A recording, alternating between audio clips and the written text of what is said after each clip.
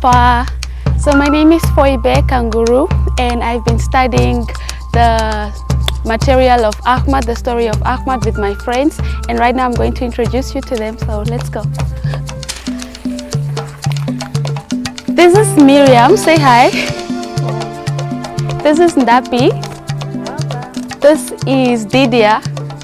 So Didia and Miriam are from Zambia and we are from Namibia. We've been doing this for a week now. So Miriam, tell us the background of the tablet. Oh, thank you. Ife Polia Ahmad, as we say in my local language. I'm sure my friend will be able to say it. The tablet of Ahmad, actually. Thank you, Didia. Yeah, so this prayer was written in 1865 by Bahá'u'lláh. So this prayer was written for Baha'is so that whenever we are facing challenges, we are able to say it, and then our challenges will be relieved of those challenges. I see. Yeah, it was actually revealed to Ahmad when he was, Adrianople. Of course, he was going through some period of uncertainty whether to follow Bahá'u'lláh or remain where he was. So even now, Baha'is use it whenever they are going through some difficult times of uncertainty and all that. Yeah. You know, I think, for the past years, I've just been reciting the prayer, but then I actually never knew what was the story behind it. Can any of you guys actually tell me what the actual story is?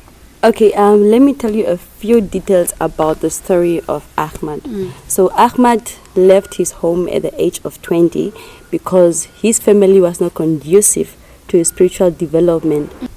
And actually at that time, it was unusual for a young person of the age of 20 to leave their parents, especially that they were pretty much to do. They were doing very well, and compared to today's society, you can't leave your family with so much wealth. It's true, but for him, what mattered most to him was his spiritual nourishment, because he was looking forward to meet he whom God was going to make manifest, who is the promised Kaim, and this context, Bahá'u'lláh later on. Okay, so how did he manage? I'm curious, how did he manage to actually pursue his dream? Did he ask for the parents' permission, or how? I'm curious, how did he go?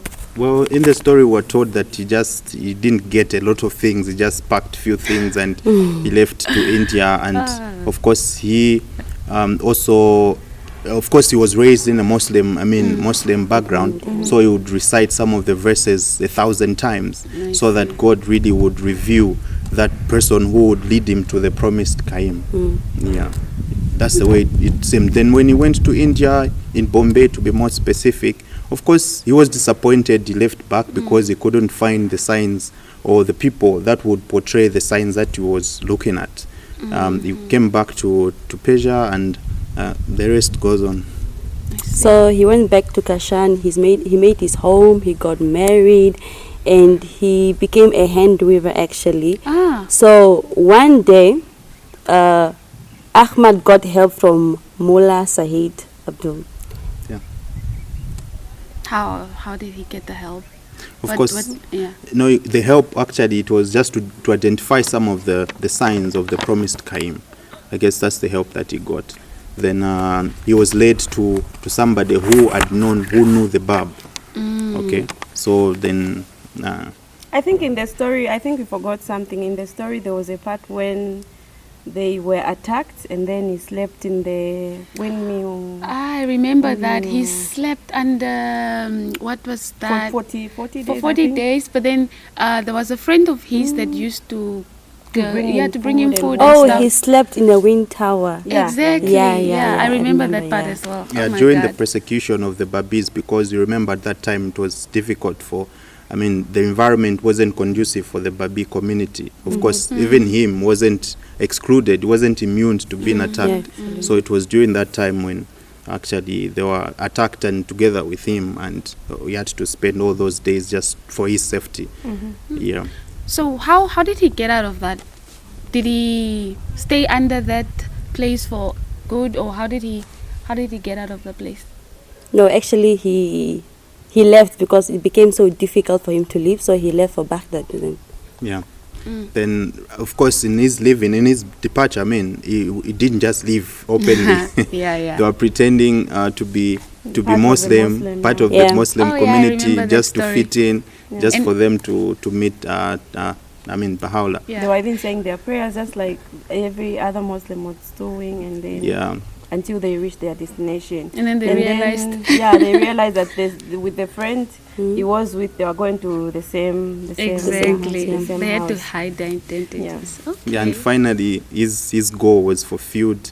He was welcomed to meet. He met later on Bahá'u'lláh, and of course he enjoyed his company in his presence, and for a few years. Then it was time for Bahá'u'lláh, after communication came, for him to be. So during while Khahid and Bahá'u'lláh while they were at his house, so one day news came in about Sahid. Oh, Yeah, you remember that Sahid's story? story? Yeah. Oh my God, So that's my news favorite. came in that Sahid was dead, Yeah. and they thought he was killed. Yeah. So it happens that Sahid was showed a glimmer about the glory. Heaven. Heaven. Yeah. Yeah.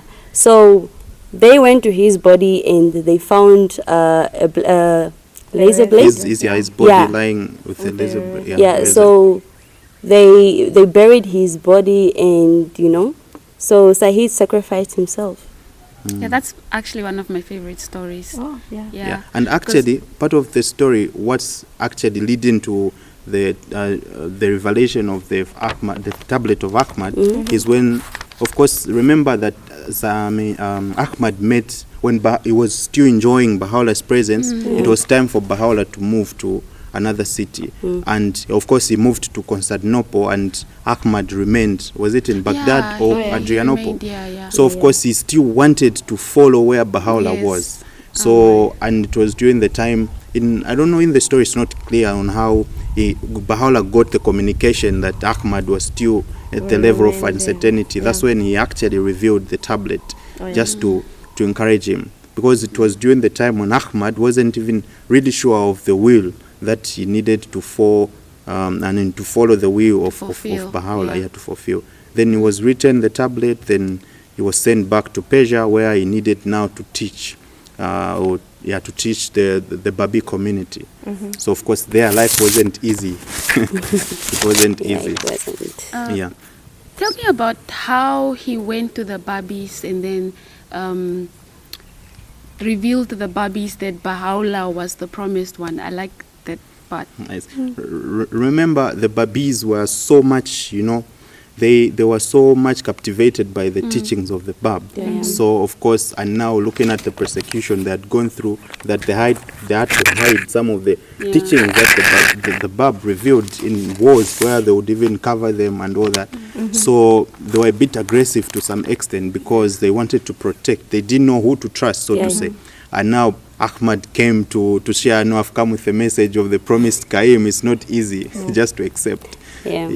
So I remember he was asked to provide the proof, what was the connection between the Bab's revelation and Bahá'u'lláh. Then that's when they brought the comparison. So Because they were not believing. They think maybe at first glance he was actually hurt. His tooth even was broke.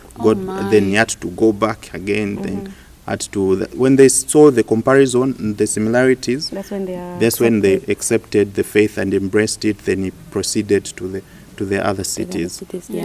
But I would understand their state, because they went through so much, and then imagine one guy just comes and say, "Oh, guys, Bahá'u'lláh is the..." You wouldn't really believe. I actually understand, but wow, that's such a beautiful story. But how do you guys think? How can we relate it, since we're all pioneers? How can we relate this story to our pioneering life? How do you think it's relevant to pioneering?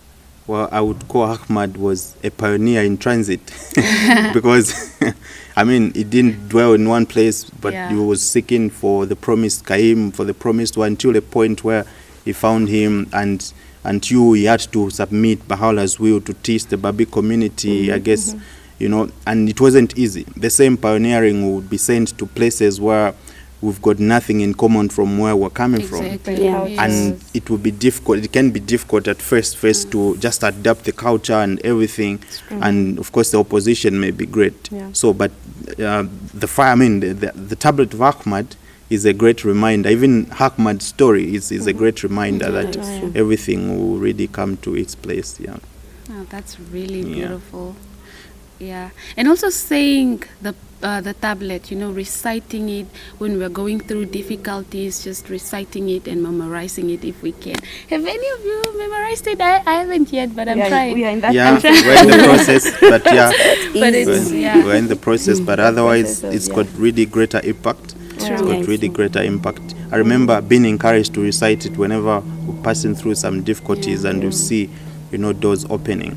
And actually, I'm just wondering, because remember Ahmad didn't let go of the tablet. He used to recite it, every time. Imagine Bahá'u'lláh revealing a tablet just for you Directly specifically. for you. So of course, he kept the original copy to himself until the time he really, it's really There's beautiful. a part also where it says that once you recite this tablet, even somebody that is walking by your house can feel the fragrance. power Yes. and the presence of it. That's just really so beautiful. very Like, much. And then we forgot one thing. Do you know what Ahmad died?